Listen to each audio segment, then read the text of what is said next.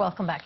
Filipinos are set to cast their ballots in midterm elections on the 13th of May. Now, even though President Rodrigo Duterte is not running, the polls are seen as a referendum on him and his policies. Buena Bernal reports on the sentiments from the ground.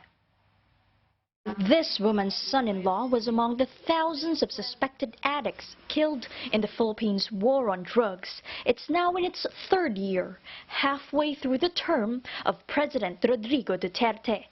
The grandmother is now caring for her son-in-law's orphan children.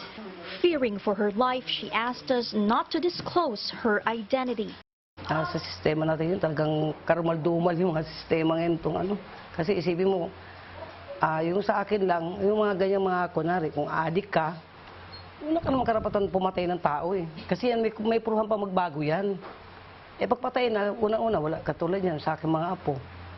Wala nang tatay yun. So far, more than 5,000 suspected drug dealers and addicts have been killed based on state figures. Human rights groups peg this number at 4 times more. President Duterte's drug war policy has alienated the powerful Catholic Church, which commands moral influence over many Filipinos. Some 80% of the population are Catholic. However, the stinging criticism of the government's war on drugs has not dented its popularity. A survey by polling body Social Weather Stations shows a record high 81% of adult Filipinos are satisfied with the Duterte administration's performance in the first quarter of 2019. President Duterte is so popular that a number of candidates for the midterm elections are banking on his endorsement to make it to the Philippines Senate.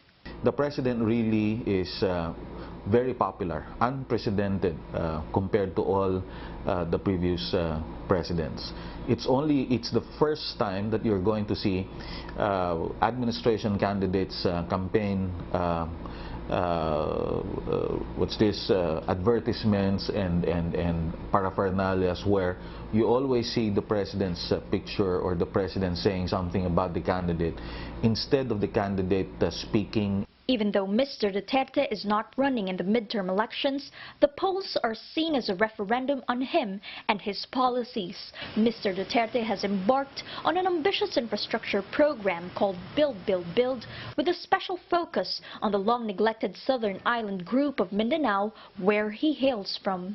There are also major projects in Metro Manila, including the country's first ever subway and a road linking a major port directly to the provinces in a bid to ease traffic in the urban center and attract more investors. A survey shows that the Duterte government was rated excellent in its building and maintenance of public works in the last quarter of 2018.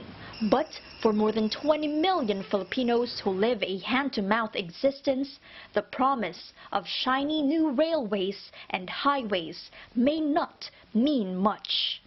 Around 60 million Filipinos have registered to vote for the Philippines midterm elections. While policymakers and analysts argue over foreign policy and the best ways to fund infrastructure, it's still the bread and butter issues that matter most and are most relatable to the average Filipino voter. Which candidate can provide them jobs so that they can provide their families with better lives?